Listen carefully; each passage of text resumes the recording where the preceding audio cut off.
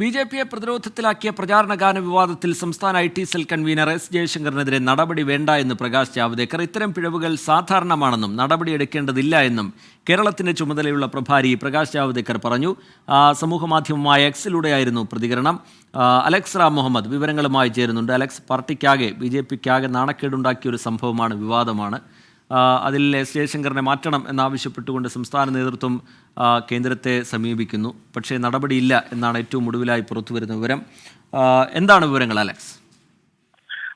റിജിത്ത് സൂചിപ്പിച്ചതുപോലെ ബി.ജെ.പിക്കുള്ളിൽ ആകെ നീറിപ്പുകയുന്ന ഒരു വിഷയമായി പ്രചാരണകാലവും പോസ്റ്റർ വിവാദവും മാറിയിട്ടുണ്ട്. പാർട്ടിയിലെ ബഹുഭൂരിപക്ഷം വരുന്ന നേതാക്കൾ, സംസ്ഥാന നേതൃത്വം വലിയ അമർഷത്തിലാണ് ഇതുമായി ബന്ധപ്പെട്ട്.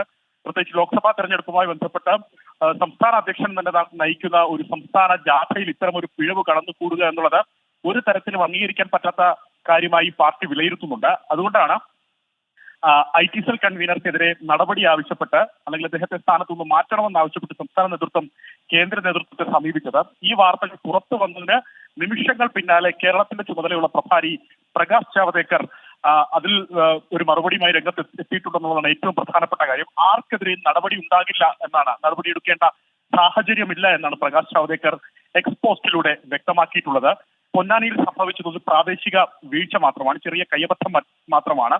2013 UPA കാലത്തെ പ്രചാരണ ഗാനമാണ് അത്തരത്തിൽ പ്ലേ ആയതെന്ന് അദ്ദേഹം പറയുന്നു. മാത്രമല്ല, പ്രകാശ് ജാവ്ദേക്കർ മാധ്യമങ്ങളെ രൂക്ഷമായി വിമർശിക്കുകയും ചെയ്യുന്നുണ്ട്. അദ്ദേഹം പറയുന്നത് ഇത്തരം തെറ്റുകൾ, ഇത്തരം പിഴവുകൾ പത്രങ്ങളിൽ നിത്യേന സംഭവിക്കുന്നുണ്ട്. അതുമാത്രമല്ല, ബി.ജെ.പിക്കെതിരെ വാർത്ത നൽകുമ്പോൾ യാഥാർത്ഥ്യം തേടണം എന്നും അദ്ദേഹം ആ എക്സ്പോസ്റ്റിൽ പറഞ്ഞു വെക്കുന്നുണ്ട്.